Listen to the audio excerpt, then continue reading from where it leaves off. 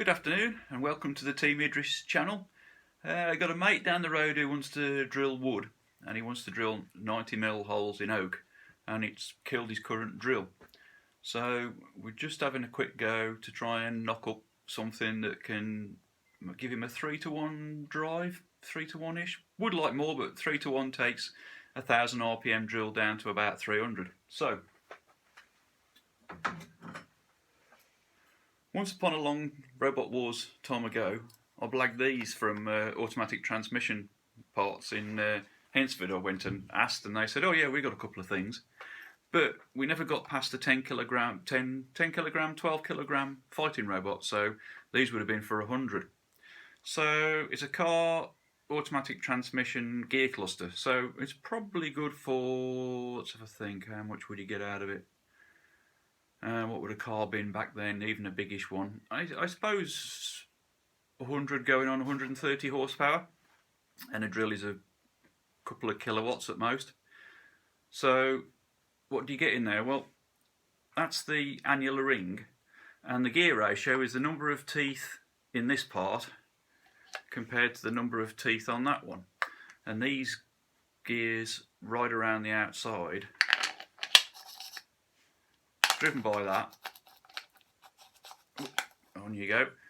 And as you rotate the large input, which is for a clutch pack, the one I'm holding stays stationary, probably with a band brake around it, and you get this reduction in speed. So I had 2, which worried me because 2 is plenty enough for Robot Wars unless you break one, and then you've got to try and figure out what transmission it came from. So that was the basic principle. So we're number 1, number 2, who knows which is first. This is the annular ring again, with a piece of quarter plate welded to it. And this is the one that will be stationary. So there's a reaction bar can go on here to something, let's say it goes against a shed or a post, or we build a frame, we don't really know. This part is just the retainer for the input gear. And the gear sits slightly away from the back, actually into the teeth. Going to get any light on that? No, not going to happen. Right, so here's the input gear with an M16 thread down the inside. So that part is machined, put in there with Loctite. There's a peg, a bolt hammered in there for a peg to keep it tight. And that just pops in there. Bit wobbly. It's more aligned by the gears. It shouldn't have a lot of weight on it, so it can move around and be happy, but it can't come right through.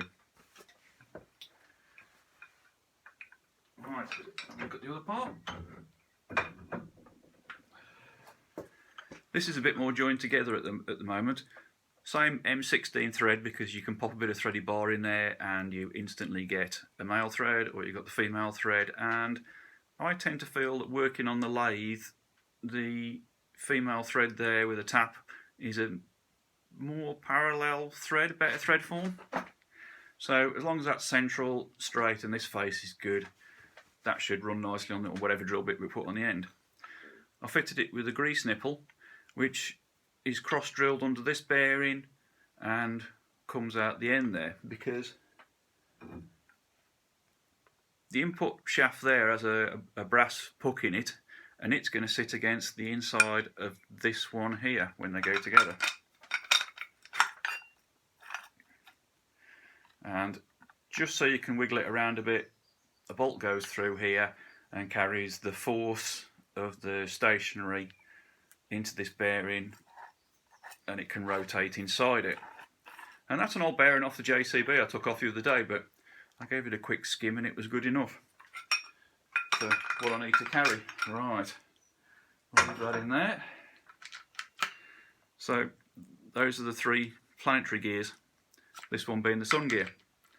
So when you push down on this part, you're pushing down on the puck, pushing down the shaft and pushing out into the drill bit, whichever one it is, so you can apply the end load to cut.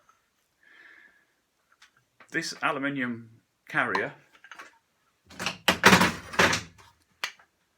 is like that.